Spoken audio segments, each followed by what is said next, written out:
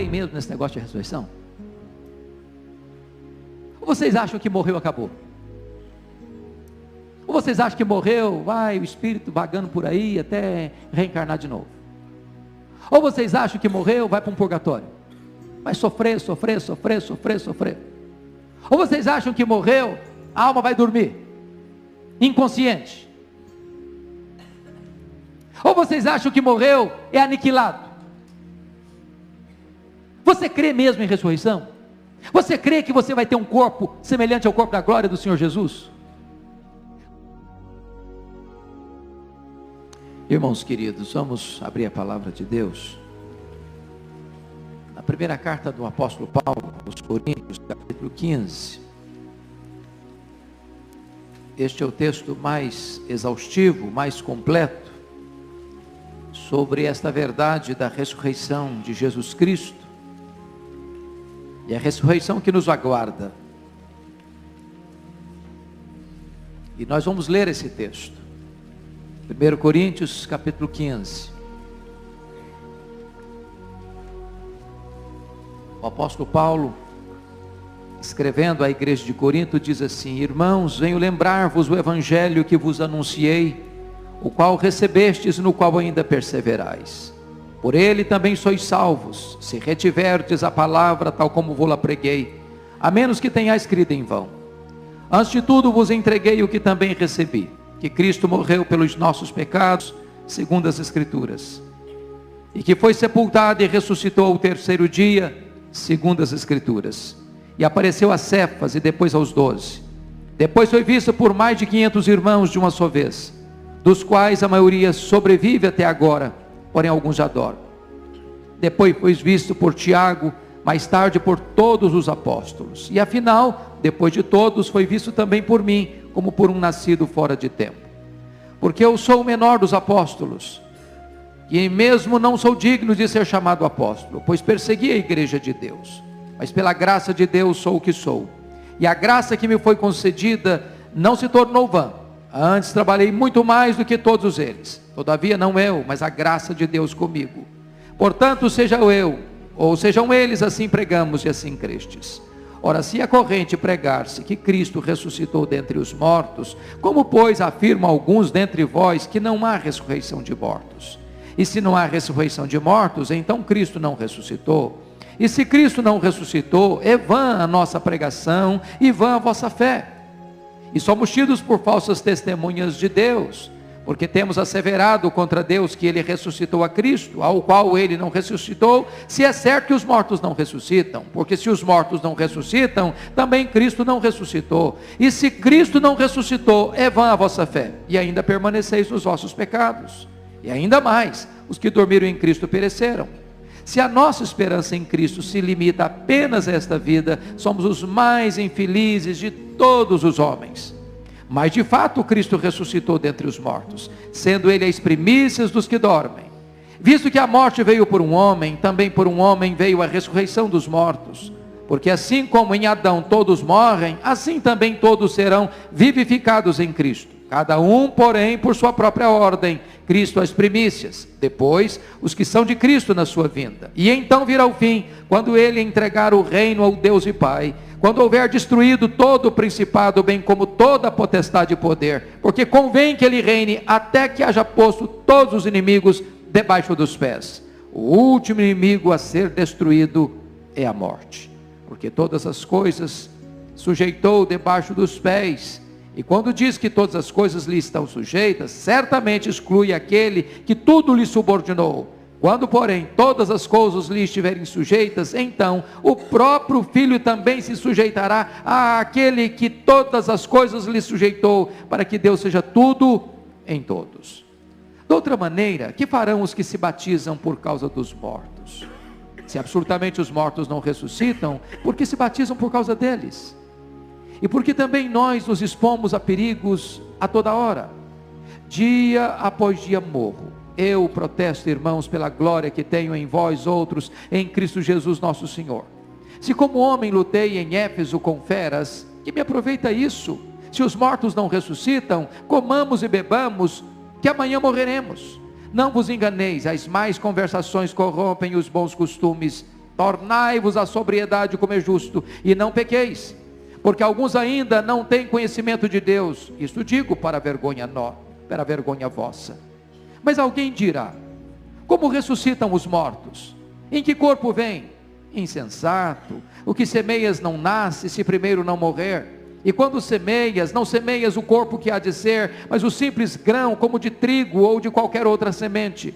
Mas Deus lhe dá corpo como lhe aprouve dar, e a cada uma das sementes o seu corpo apropriado. Nem toda a carne é a mesma, porém, uma é a carne dos homens, outra dos animais, outra das aves e outra dos peixes.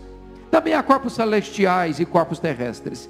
E sem dúvida, uma é a glória dos celestiais e outra dos terrestres. Uma é a glória do sol, outra a glória da lua, outra a glória das estrelas e até mesmo entre estrelas e estrelas há diferença de esplendor. Pois assim também é a ressurreição dos mortos. Semeia-se corpo na corrupção, ressuscita-se na incorrupção. Semeia-se em desonra, ressuscita-se em glória. Semeia-se em fraqueza, ressuscita em poder. Semeia-se corpo natural, ressuscita corpo espiritual. Se há corpo natural, há também corpo espiritual. Pois assim está escrito: o primeiro homem, Adão, foi feito alma vivente. O último Adão, porém, é espírito vivificante. Mas não é o primeiro espiritual, e sim o natural, depois o espiritual. O primeiro homem formado da terra é terreno, o segundo homem é do céu. Como foi o primeiro homem o terreno, tais também são os demais homens terrenos. E como é o homem celestial, tais também os celestiais. E assim como trouxemos a imagem do que é terreno, devemos trazer também a imagem do celestial. Está firme, irmãos, que a carne e o sangue não podem herdar o reino de Deus, nem a corrupção herdar a incorrupção. Eis que vos digo um mistério: nem todos dormiremos, mas transformados seremos todos, num momento, num abrir e fechar de olhos, ao ressoar da última trombeta. A trombeta soará, os mortos ressuscitarão incorruptíveis e nós seremos transformados, porque é necessário que este corpo corruptível se revista da incorruptibilidade e o corpo mortal se revista da imortalidade. E quando este corpo corruptível se revestir de incorruptibilidade, o que é mortal se revestir de imortalidade, então se cumprirá a palavra que está escrita: tragada foi a morte pela vitória. Onde está a morte, a tua vitória? Onde está a morte, o teu aguilhão? O aguilhão da morte é o pecado, e a força do pecado é a lei. Graças a Deus que nos dá a vitória por intermédio de nosso Senhor Jesus Cristo. Portanto, meus amados irmãos, sede firmes e inabaláveis e sempre abundantes na obra do Senhor, sabendo que no Senhor o vosso trabalho não é vão. Amém.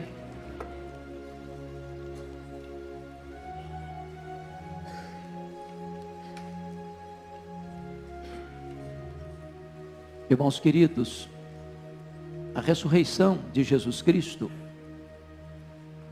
é o maior milagre da história, ou então, o maior embuste da história. Se Cristo não tivesse ressuscitado dentre os mortos, Ele não poderia ser o nosso Salvador. Ele teria sido derrotado e seria um fracassado. Se Cristo não tivesse ressuscitado dentre os mortos, a cruz jamais seria o símbolo do cristianismo, seria o símbolo consumado da derrota. Mas é mistério dizer que as melhores notícias que nós temos vieram de um túmulo vazio. O túmulo vazio de Cristo é o próprio berço da igreja. E Paulo está aqui nos ensinando sobre esta gloriosa verdade, a ressurreição de Cristo. E a primeira coisa que Paulo vai mencionar com tanta eloquência para nós é que a ressurreição de Cristo é um fato histórico irrefutável. E a prova que Paulo dá de que a ressurreição de Cristo é um fato irrefutável é que os coríntios que estão recebendo esta carta foram salvos pelo Evangelho. Um Cristo morto jamais poderia salvar alguém, jamais poderia salvar a si mesmo.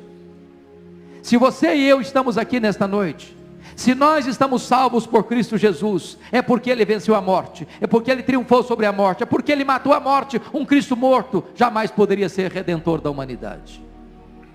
Mas notem mais, Paulo está mencionando aqui, que Cristo ressuscitou, como o pastor já bem colocou aqui nesta noite, para se cumprir a Escritura. E Paulo diz assim: antes de tudo vos entreguei o que também recebi, que Cristo morreu pelos nossos pecados, segundo as Escrituras, que Ele foi sepultado e ressuscitou no terceiro dia, segundo as Escrituras. Sabe o que significa isso? A morte de Cristo não foi um acidente. Ele não foi para a cruz porque ele capturou o seu poder de Roma. Ele não foi para a cruz porque ele foi vítima de uma trama dos judeus. Ele não foi para a cruz porque Judas o traiu. Ele não foi para a cruz porque Pilatos sentenciou covardemente. Ele não foi para a cruz porque o sinédrio judaico conspirou contra ele. Ele foi para a cruz porque Deus havia profetizado isso, porque a palavra de Deus já havia previsto isso. Ele foi para a cruz porque a morte dele foi uma agenda estabelecida no céu. Mais do que isso, ele foi sepultado. E se ele foi sepultado é porque a morte dele não foi uma imaginação apenas, foi um fato concreto, um fato real. Ele de fato morreu, e morreu pelos nossos pecados. Não morreu como um mártir, não morreu como um exemplo moral. Ele morreu vicariamente, substitutivamente. Ele morreu pelos nossos pecados. Mas mais, Paulo diz que a ressurreição dele não foi uma surpresa. Se a morte não foi um acidente, a ressurreição não foi uma surpresa. Porque tanto a morte quanto a ressurreição já estavam profetizados no Antigo Testamento, e então se cumpre agora, e aqui temos a nossa pedra de esquina da esperança e da fé cristã. Mas Paulo vai além para dizer que isso é um fato incontroverso, porque Jesus não apenas ressuscitou, ele se revelou ressuscitado. Ele apareceu para várias pessoas, e Paulo faz questão de citar aqui, no versículo 5, ele apareceu para Cefas, ele apareceu depois para os 12, no verso 6 ele apareceu para mais de 500 irmãos de uma só vez. Depois ele diz que ele apareceu, versículo 7, para Tiago, mais tarde para todos os apóstolos. No versículo 8 ele diz, também a mim ele apareceu. Em outras palavras, a ressurreição de Cristo não se deu de forma escondida, não foi apenas uma realidade que alguns pensaram que aconteceu, mas não tinha nenhuma evidência histórica, concreta, factível. Ele ressuscitou e ele apareceu para os 12, ele apareceu para mais de 500 irmãos de uma só vez. Se Paulo estivesse falando qualquer coisa sem qualquer confirmação histórica, certamente esses aqui, que ele menciona mais de 500, poderiam refutá-lo, porque a maioria ainda estava viva quando Paulo escreveu esta carta. Alguém diz, mas me dê uma prova científica da ressurreição. Nós não podemos dar. A ressurreição de Cristo não é uma prova científica. Prova científica é aquilo que você leva para o laboratório e repete quantas vezes você quiser. A ressurreição de Cristo é uma prova histórica e judicial. Há testemunhas. Essa ressurreição não é apenas uma prova ocular, testemunhal, ela é uma prova moral, porque aqueles homens até então acovardados, com medo dos judeus, trancados entre quatro paredes, agora diante da ressurreição de Cristo, da descida do Espírito Santo, eles se tornam audaciosos, ousados, eles enfrentam cadeias, eles enfrentam prisões, eles enfrentam martírio, eles enfrentam a morte, com toda a ousadia, com toda a audácia, porque a vida deles foi transformada pelo poder da ressurreição. Mas Paulo vai além no seu argumento e vai mostrar para você e para mim, a partir do versículo de número 12, que o fato de Jesus ter ressuscitado é a pedra de esquina do cristianismo. Não há cristianismo sem ressurreição, não há fé evangélica sem ressurreição, não há igreja de Deus sem ressurreição, não há esperança cristã sem ressurreição. E chega no verso 12, Paulo vai dizer algo sublime. Ora, se é corrente pregar-se que Cristo ressuscitou dentre os mortos, como pois afirmam alguns dentre vós que não há ressurreição de mortos? O que está acontecendo aqui? Eu disse hoje de manhã, e quando Paulo escreveu sua carta aos Tessalonicenses, Tessalônica era a capital da Macedônia, uma região grega, e esta carta é dirigida a Corinto, que era a capital da Caia, outra região grega. Aqui a igreja está sendo influenciada pela cultura grega. E a cultura grega dizia o seguinte: nós até acreditamos que a alma é imortal, mas nós não acreditamos na ressurreição do corpo. A filosofia pagã dos gregos estava influenciando a igreja, e Paulo diz que alguns membros da igreja estavam sendo atingidos por esta heresia, por este equívoco filosófico e agora heresia teológica de que não havia ressurreição de mortos. E o argumento de Paulo é de uma lógica simples e arrasadora. Como é que vocês afirmam que Jesus ressuscitou e vocês negam que os mortos ressuscitam? É impossível. Você não pode aceitar parte do pacote e rejeitar a outra parte. Se você afirma que Jesus ressuscitou, então os mortos vão ressuscitar. Agora, se você afirma que os mortos não ressuscitarão, então Cristo não ressuscitou.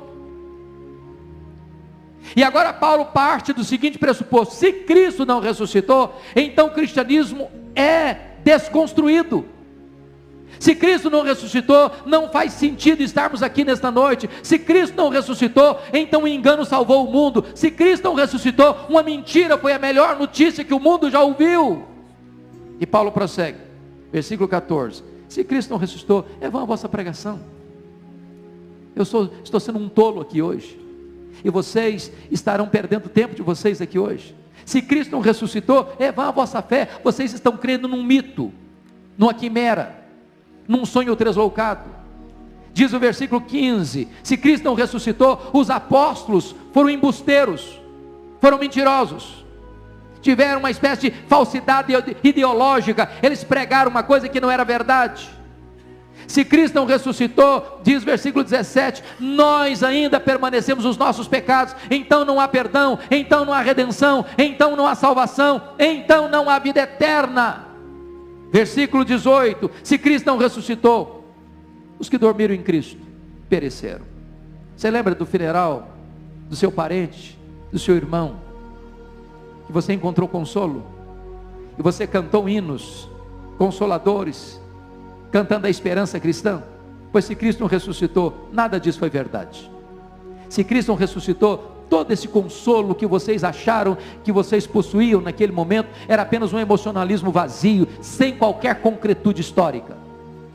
Paulo termina o argumento dele dizendo no verso 19, se Cristo não ressuscitou, então nós somos os mais infelizes de todos os homens. Então nós estamos enganados. Então, se você leva uma vida séria com Deus, você se priva dos deleites desta vida, você se priva dos prazeres deste mundo, você se afasta do pecado, você está redondamente equivocado na sua maneira de viver, porque se Cristo não ressuscitou, nós somos os mais infelizes de todos os homens. Mas Paulo conclui com a sua lógica arrasadora no versículo 20, mas de fato, Cristo ressuscitou dentre os mortos, sendo Ele as primícias dos que dormem. Esta é a nossa convicção, irmãos. Esta é a nossa fé. Esta é a nossa bandeira. Esta é a pedra de esquina do cristianismo. Esta é a pedra fundamental da vida cristã. A igreja está edificada sobre esta rocha. Esse túmulo vazio é o berço de onde nasceu a igreja. De fato, Cristo ressuscitou dentre os mortos. Isso tem uma importância vital. Eu não posso negar a ressurreição e ser um cristão ao mesmo tempo. Eu não posso dizer que Cristo não ressuscitou e ainda ser chamado de cristão, porque sem ressurreição não resta esperança, só desespero, só derrota, só fracasso. Mas Paulo tem uma terceira verdade que ele quer nos mostrar. Qual vai ser a ordem então da ressurreição? E ele começa a argumentar no versículo de número 23, confira aí comigo. Cada um, porém, por sua própria ordem, Cristo as primícias, depois os que são de Cristo na sua vinda. Então preste atenção. Por que Cristo é as primícias dos que dormem? Se nós temos relato de ressurreição no Velho Testamento, no ministério de Elias, no ministério de Eliseu, se nós temos relato de ressurreição no próprio ministério de Jesus, ressuscitou a filha de Jairo, o filho da viúva de Naim, e ressuscitou Lázaro. Como é que ele é as primícias, se aconteceram outras ressurreições que precederam a sua? É claro que Jesus é as primícias dos que dormem, porque essas pessoas todas que ressuscitaram para voltar a morrer, ressuscitaram para assumir novamente um corpo mortal. Jesus foi o primeiro que ressuscitou com um corpo de glória, por isso ele é o primeiro da fila, por isso ele abriu o caminho, por isso ele está puxando esta fila gloriosa daqueles que um dia hão de ressuscitar. Mas quando os outros hão de ressuscitar? Paulo responde no verso 23, na sua vinda. Então isso é glorioso, porque quando Jesus voltar, em grande majestade e glória, fisicamente, visivelmente, audivelmente, repentinamente, inesperadamente, gloriosamente, inescapavelmente, então diz a Bíblia que os mortos ressuscitarão, E os vivos, os que ficarmos até então, seremos transformados e todos arrebatados para encontrar o Senhor Jesus nos ares. Quando Ele voltar, aqueles que estão nos túmulos ouvirão a sua voz e sairão, uns para a ressurreição da vida, outros para a ressurreição do juízo. E Paulo prossegue dizendo o seguinte: então virá o fim. Preste atenção nisso. Quando Jesus voltar, os mortos forem ressuscitados, haverá o juízo, e então virá o fim, a cortina da história se fechará. Não tem mais oportunidade depois que Jesus voltar. Essa ideia de que Jesus vai voltar e vai ter mais um tempo, vai ser uma grande tribulação, mas você vai poder acertar a sua vida com Deus, vai poder se arrepender, vai poder se voltar para Deus, vai ter ainda uma segunda chance, uma segunda chamada, uma segunda época. Isso não é verdade bíblica. Quando Jesus voltar, a porta se fecha. Quando Jesus voltar, não tem mais oportunidade. Quando Jesus voltar, entra a cena do juízo final. Agora, e só agora, é o tempo oportuno para que você se arrependa e creia. E ele diz aqui no verso de número 25: porque convém que ele reine, até que haja posto todos os inimigos debaixo dos seus pés. E o último inimigo a ser vencido é a morte. E Jesus está reinando, pode ter certeza disso. Ele está reinando. Mas quando ele voltar na sua majestade e glória, diz a Bíblia que ele vai lançar o filho da perdição, o homem da iniquidade, o anticristo, no lago do fogo. Ele vai lançar no lago do fogo o falso profeta.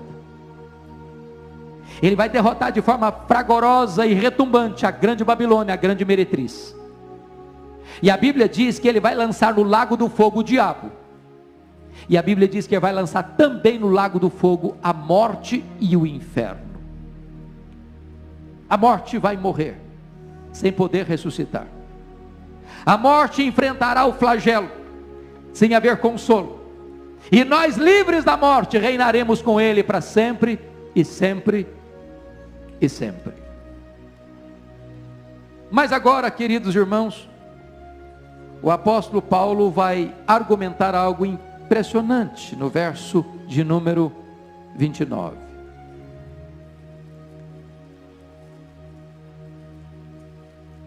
E ele vai fazer a seguinte pergunta para aqueles crentes de Corinto que estavam duvidando da ressurreição dos mortos. Confira o verso 29 comigo. De outra maneira que farão os que se batizam por causa dos mortos? Se absolutamente os mortos não ressuscitam, por que se batizam por causa deles? E aí você fica pensando, será que Paulo está ensinando esse negócio de batismo pelos mortos? Será que Paulo está referendando esse negócio de que então eu posso ajudar alguém depois que ele morre? Será que existe alguma chance de uma pessoa, mesmo depois de morrer, ainda ter ajuda para ter seus pecados perdoados e cancelados? É isso que Paulo está ensinando aqui? É claro que não. O que Paulo está ensinando aqui é que havia uma crendice ainda, como que algum sinal do paganismo presente na igreja de Corinto, e essa prática era uma prática pagã. Por exemplo, uma pessoa se converteu na igreja de Corinto, só que o parente dela, pai ou a mãe, ou tio, ou tia, o avô, a avó, não foi convertido a Cristo. E aí esse parente desse membro da igreja de Corinto morreu na impiedade. Aí esse membro da igreja de Corinto, desejoso de que o seu parente também pudesse ser salvo, ele vai lá e se batiza em função dele, para ajudá-lo. Era uma prática pagã, como hoje se faz missa de 7º dia, missa de 30 dias, missa de 1 ano, pensando que essa missa possa ajudar a pessoa que morreu. Não. Uma vez uma pessoa morreu, a Bíblia diz o seguinte: o homem está ordenado a morrer uma só vez, vindo depois disso o juízo. Não há chance de você ajudar nem seu pai, nem sua mãe, nem seu filho, nem sua filha, nem seu padrinho, nem sua madrasta, padrasto. Não há chance de você ajudar alguém que já morreu. É agora, é individual, é pessoal. Mas o argumento de Paulo é o seguinte: se vocês acreditam nesse negócio e batizam em função dos mortos, como é que vocês negam a ressurreição dos mortos? Vocês estão sendo incoerentes. Há uma contradição na prática de vocês. Não faz sentido o que vocês estão fazendo. Vocês estão fazendo uma coisa errada e ainda incoerente, se vocês não creem que os mortos vão ressuscitar. Mas Paulo vai além no argumento, no versículo de número 30, e faz a seguinte pergunta: e por que também nós nos expomos a perigos a toda hora? Dia após dia morro. Eu protesto, irmãos, pela glória que tenho em vós outros, em Cristo Jesus nosso Senhor. Se como homem lutei em Éfeso com feras, que me aproveita isso? Sabe o que está dizendo? Pensa nos missionários, pensa nos mártires do cristianismo, pensa naqueles irmãos que foram devorados por feras, naqueles irmãos que foram queimados em chamas, naqueles irmãos que enfrentaram martírio de açoites, de prisões, de escassez de pão. Se não há ressurreição, eles foram tolos. Se não tem ressurreição, se não tem esperança do amanhã, para que o missionário vai sofrer? Para que alguém vai enfrentar uma prisão? Para que alguém se priva de liberdade para enfrentar todas as agruras desta vida, para levar o evangelho que não oferece qualquer esperança para os homens? Paulo diz o seguinte: crer na ressurreição é que me dá força para ser missionário, para enfrentar feras, para enfrentar açoites, para enfrentar cadeias, para enfrentar martírio. Sem ressurreição o sofrimento é loucura, é insensatez. E Paulo vai nos mostrar algo agora que é sublime. Não vos enganeis, verso 33, as más conversações corrompem os bons costumes, tornai-vos a sobriedade como é justo, e não pequeis, porque alguns ainda não têm conhecimento de Deus, e isso digo para vergonha vossa. Ele está dizendo: se você crê na ressurreição, irmão, a sua vida tem que mudar, a sua boca tem que mudar, sua conversa tem que mudar, seu vocabulário tem que mudar, sua fala tem que mudar. Você não pode crer na ressurreição e viver uma vida promíscua, e viver uma vida que está completamente imiscuída com a impureza. E agora, talvez Paulo levante o mais complexo assunto aqui nesta carta. E o assunto é esse: como é que vai ser essa ressurreição? Olha comigo o verso 35. Mas alguém dirá: como ressuscitam os mortos? Em que corpo vem? Essa é a grande pergunta. Por exemplo, vamos ou não vamos nos conhecer no céu? Será que vamos? Como é que ressuscita os mortos? Que corpo vem? Eu vou saber quem é quem lá? Quer ver outra pergunta? E quem morreu um bebê? Acabou de nascer e morreu. Ou morreu ainda no ventre da mãe? Como é que vai ser lá no céu? Vai ser um bebê glorificado? Ou um feto glorificado? Ou, pense comigo, lá em Vitória nós temos algumas irmãs queridas que já passaram de 100 anos de idade. Como é que vai ser na ressurreição dos mortos? Eu vou ser um vovozinho de bengala glorificado? Como é que vai ser a ressurreição dos mortos? E quem nasceu com defeito físico? Vai ressuscitar lá no céu com um corpo de glória, mas com o mesmo defeito físico? Ou imagine o casal que depois de 50 anos de vida conjugal, o marido parte para o Senhor, e a irmãzinha que fica pergunta: eu vou encontrar meu marido lá no céu?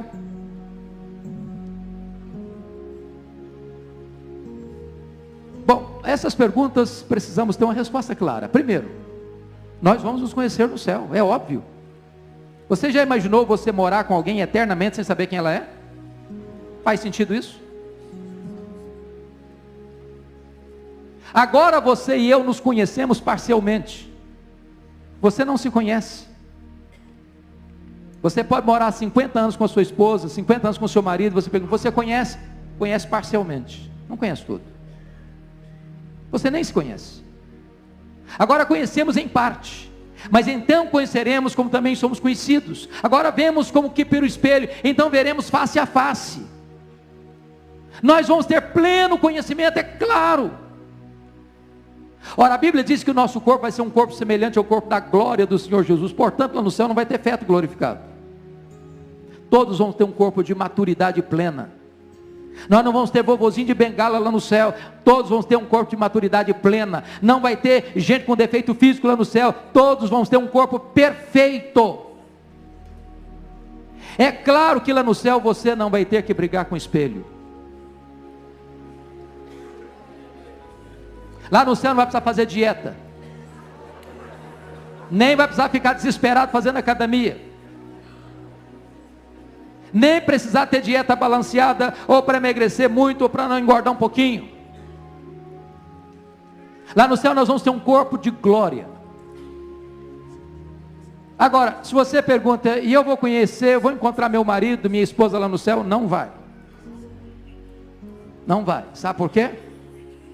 Ele não vai ser nem seu marido, ele não vai nem ser sua esposa lá no céu. O casamento é só pro aqui e pro agora. Alguns dizem, aleluia, louvado seja Deus.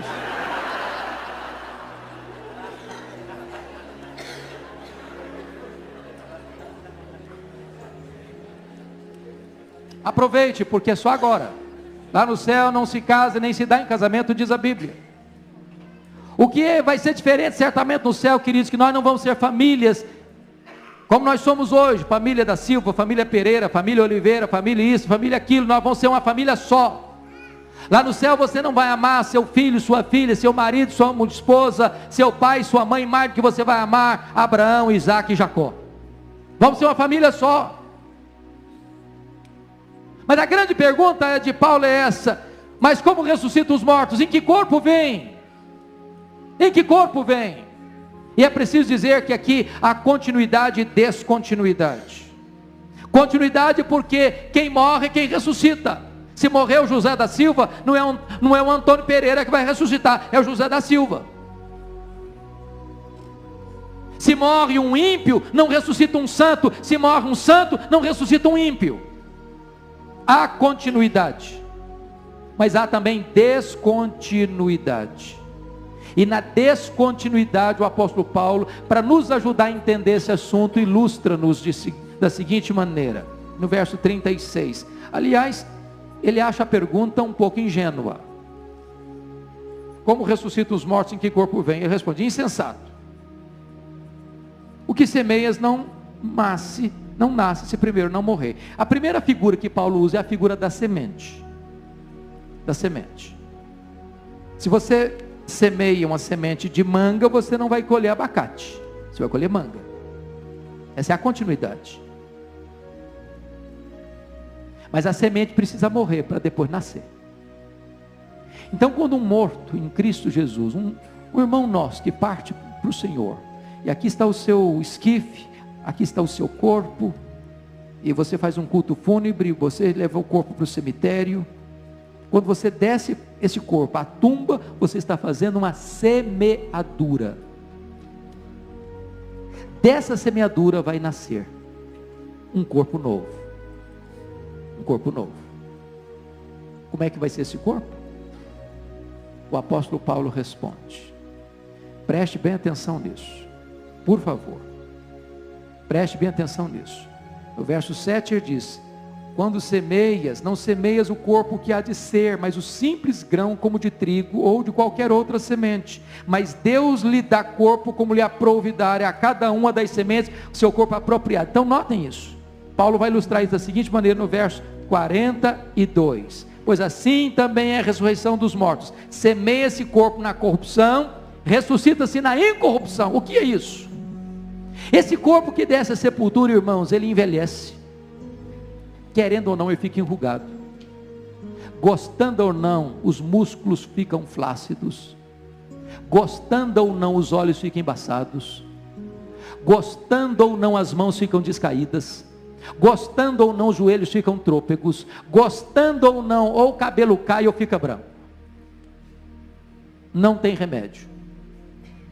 Esse corpo está num processo de decadência. Mas o corpo que vai ressuscitar, diz Paulo, é incorruptível. Ele não fica velho, ele não fica cansado, ele não fica doente, ele não fica deformado. Ele é um corpo perfeito agora e para sempre perfeito. Como é que é essa semeadura? Paulo responde, olha de novo, versículo 42. Semeia-se em desonra, ressuscita-se em glória. Oh, irmãos, o corpo humano tantas vezes é sujeito à desonra. É só você ir a um hospital. É só você entrar num CTI. É só você entrar numa ala de oncologia em estados de pacientes em estado terminal. É só você olhar para alguns enfermos com doenças degenerativas. E você vê quadros sombrios, dramáticos. Quantas vezes uma pessoa se torna pele e osso? Quantas vezes uma pessoa fica em coma, estado vegetativo, mais de 10 anos? Esse corpo, que Paulo diz que está sendo semeado em desonra, caquético, vai ressuscitar um corpo glorioso, semelhante ao corpo da glória do Senhor Jesus.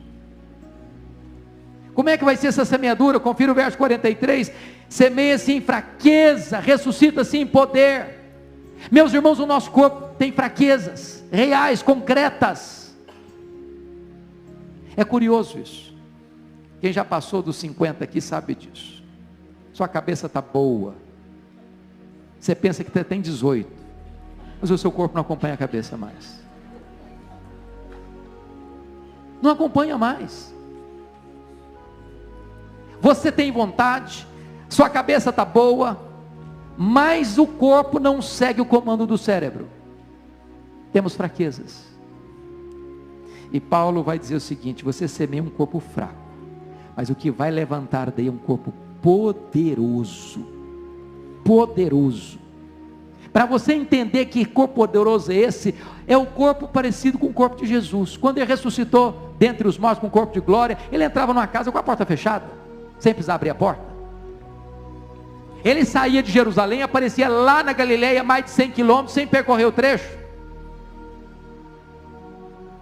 Quando ele ressuscitou com o corpo de glória, ele foi assunto aos céus, entre nuvens. Você pergunta assim: com que velocidade Jesus voltou para o céu? Com que velocidade? Velocidade da luz? 300 mil quilômetros por segundo? Se Jesus voltou para o céu na velocidade da luz, 300 mil quilômetros por segundo, depois de 2000 anos, ele está logo ali na esquina ainda do universo. Logo ali na esquina, porque esse universo tem mais de 93 bilhões de anos-luz de diâmetro. O nosso corpo será poderoso. Poderoso. Este é o corpo que você e eu vamos receber na ressurreição. E Paulo vai dizer no verso 44, semeia esse corpo natural, ressuscita esse corpo espiritual, no sentido de que esse corpo não está mais sujeito aos ditames dos sentidos, mas ele é plenamente governado pelo Espírito. E agora Paulo vai usar uma outra figura. Que corpo vem? Como é que ressuscita os mortos? Confira aí comigo, a versículo 39, a outra figura, a figura da carne.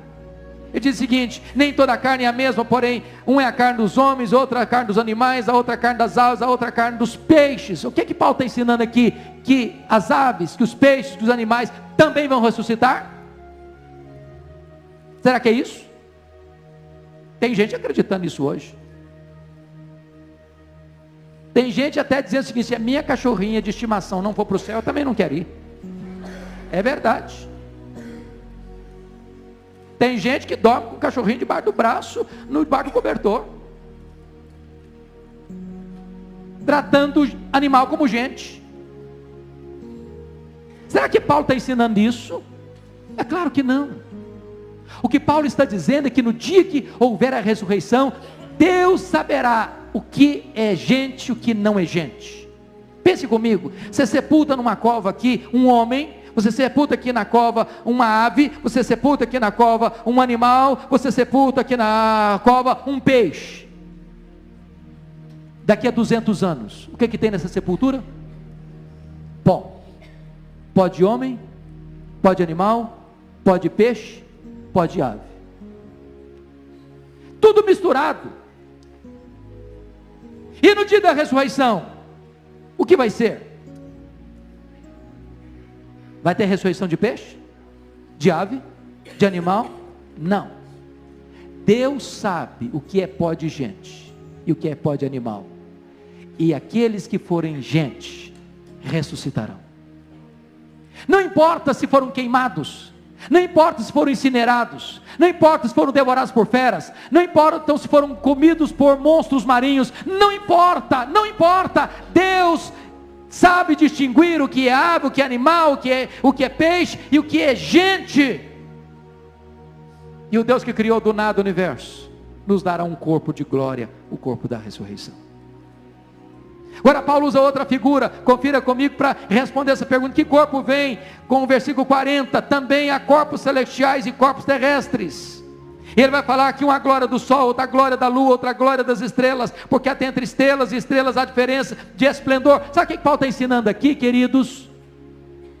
É que embora todos vão ressuscitar, e estamos falando agora dos salvos, embora todos vão para o céu, é verdade, todos que creram em Cristo vão para o céu, nem todos os que estarão no céu terão um corpo de glória com o mesmo brilho, com o mesmo fulgor.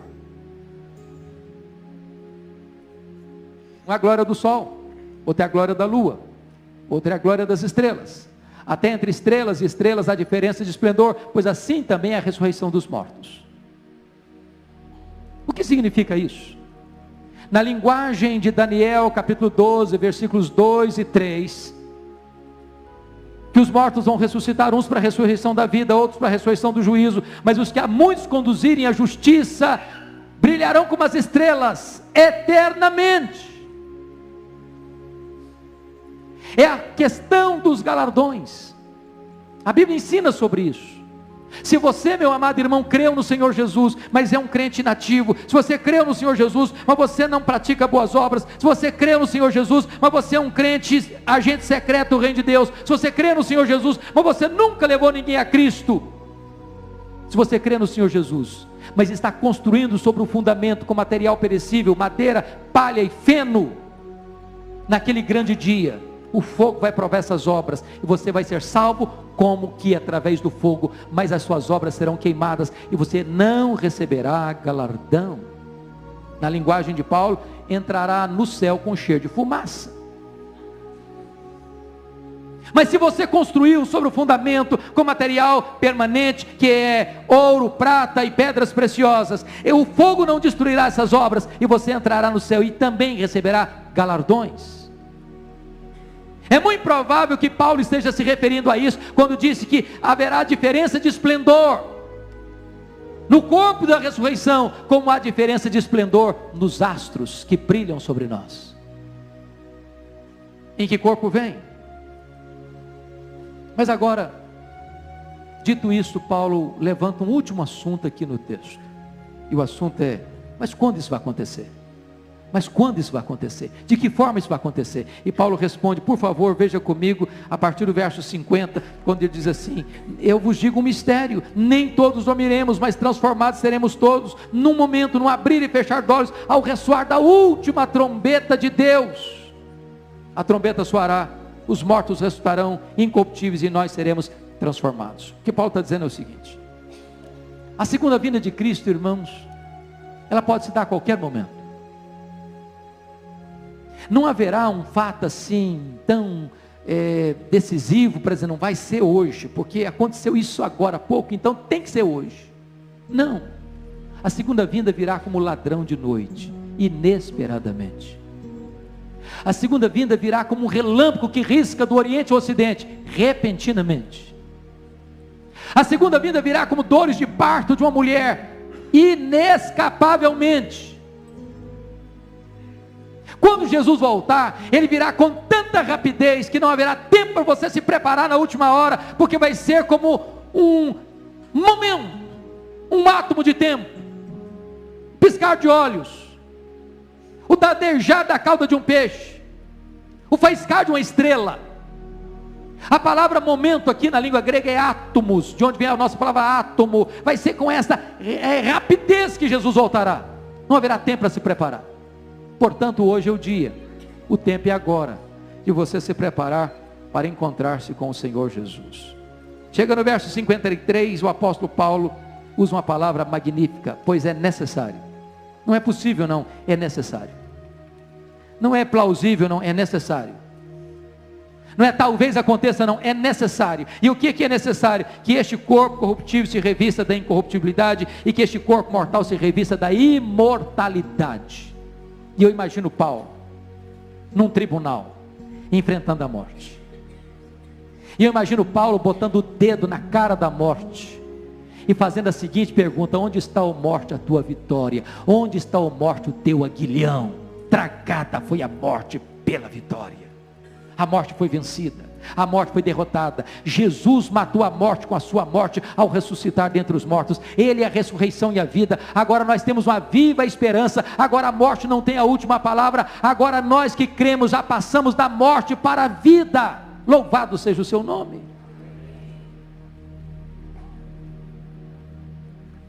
Há uma exclamação belíssima no verso 57, graças a Deus, que nos dá a vitória por intermédio de nosso Senhor Jesus Cristo. A nossa vitória não vem da nossa força, a nossa vitória não vem da nossa inteligência, a nossa vitória não vem da nossa riqueza, a nossa vitória não vem da nossa religião, a nossa vitória não vem da nossa igreja, a nossa vitória vem do Senhor Jesus. Ele é o vencedor invicto em todas as batalhas. Ele venceu a morte e Ele é aquele que nos dá a vitória. Mas agora, o apóstolo Paulo conclui essa belíssima exposição sobre a ressurreição no verso 58. E parece que você não entende Paulo, porque ele vem tratando de ressurreição ao longo do texto, 57 versículos. Quando chega na conclusão, ele muda de assunto. Muda de assunto. Alguns comentaristas, até brincando, pensam que ele estava escrevendo essa carta, aí se levantou para tomar um cafezinho. Quando voltou, esqueceu do que estava falando. Aí concluiu de outra maneira. Alguns mais críticos dizem que Paulo não era muito bom em oratória, do que equivocam-se redondamente, porque quando você pega a carta aos Romanos, hoje em muitas universidades de direito na Europa, estudam Romanos apenas para aprender como é que se argumenta, de uma maneira, de uma lógica arrasadora. Porque todo orador, todo pregador, entende que precisa reservar para o último argumento o ponto mais forte da sua mensagem, onde ele amarra as coisas, onde ele aplica a verdade que ele ensinou. Nenhum pregador termina lá embaixo, termina lá em cima. Mas por que Paulo então conclui essa carta dessa maneira? Notem vocês, ele conclui com um elo de ligação, com uma consequência. Portanto, meus amados irmãos, sejam firmes, inabaláveis, sempre abundantes na obra do Senhor, sabendo que no Senhor o vosso trabalho não é vão. Sabe o que ele está dizendo?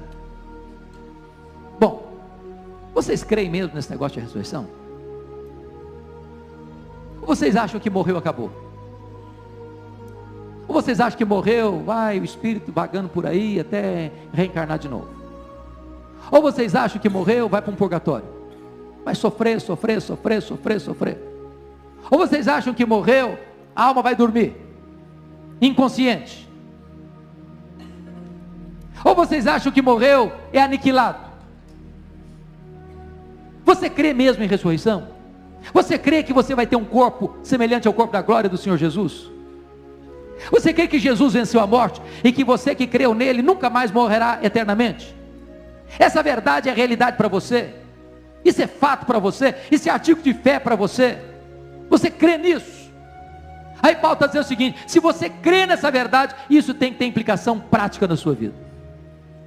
Se você crê nessa verdade, então por favor, pense nisso.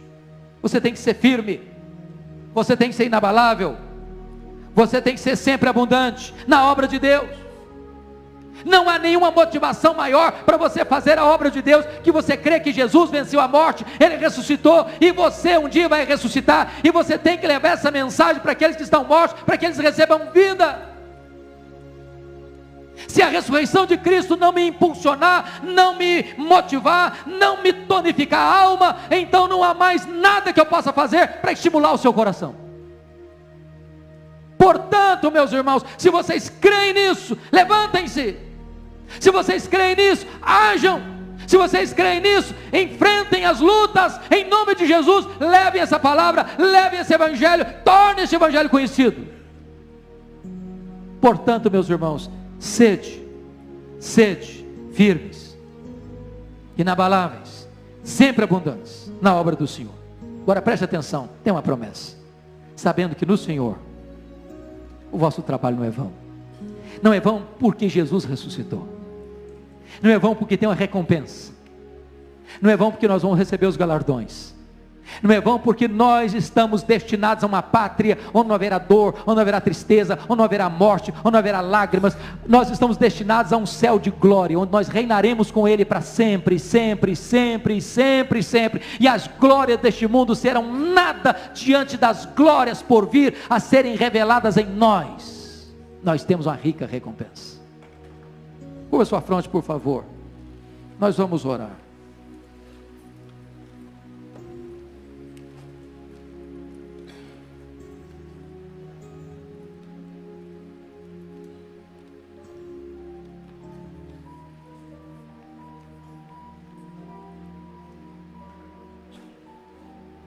Deus está aqui.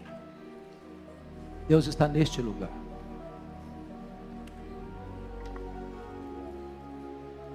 Talvez você tenha vivido uma vida sem esperança. Só pro aqui e pro agora. Você tem corrido muito, trabalhado muito, se cansado muito. Mas há um vazio no seu coração. Há uma angústia na sua alma. Porque tudo que você joga para dentro do seu coração não satisfaz você. Quando você olha para o futuro, você tem muito medo de morrer. Muito medo de morrer. Porque você não tem esperança. Você não tem certeza de vida eterna. Você tem, na verdade, quase que uma expectativa horrível do juízo de Deus sobre a sua cabeça. Hoje Jesus está aqui, poderoso para salvar, poderoso para perdoar. Ele morreu por você. Ele foi sepultado, mas Ele ressuscitou, para que você receba vida eterna. Se você crer nele, você nunca mais vai morrer eternamente. Você passou da morte para a vida. Não haverá mais condenação sobre a sua vida. Seus pecados serão perdoados. Seu coração vai ser purificado no sangue de Jesus. E se Ele não voltar antes, se você partir, você vai morar com Ele. E depois você vai ter um corpo de glória, semelhante ao corpo dele, para habitar e reinar com Ele para sempre. Hoje você pode fazer a mais importante decisão da sua vida: entregar o seu coração para Jesus, crer nele como seu Salvador pessoal.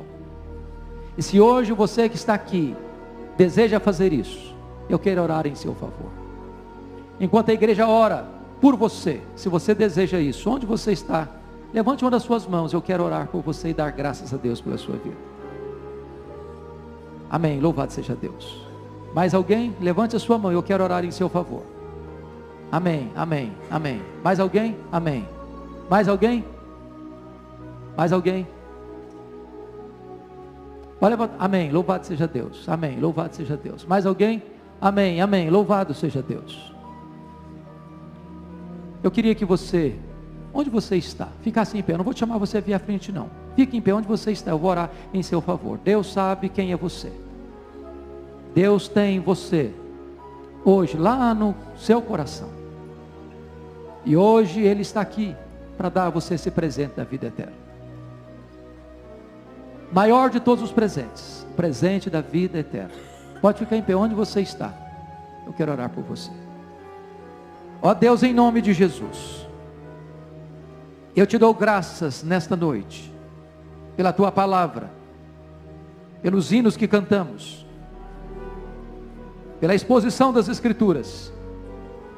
E te damos graças, Deus, por estes irmãos e irmãs que tomam a decisão de receberem Jesus Cristo como Senhor pessoal, como seu Salvador pessoal.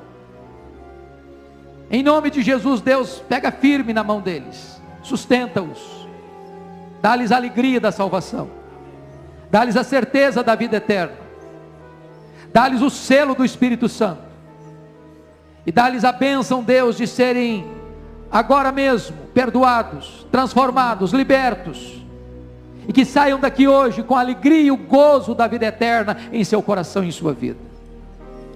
A tua palavra diz que há júbilo diante dos teus anjos no céu por um pecador que se arrepende. Glória ao teu nome, porque houve salvação nesta casa. Nós te adoramos por isso. em nome de Jesus. Amém. Deus abençoe vocês, em nome de Jesus.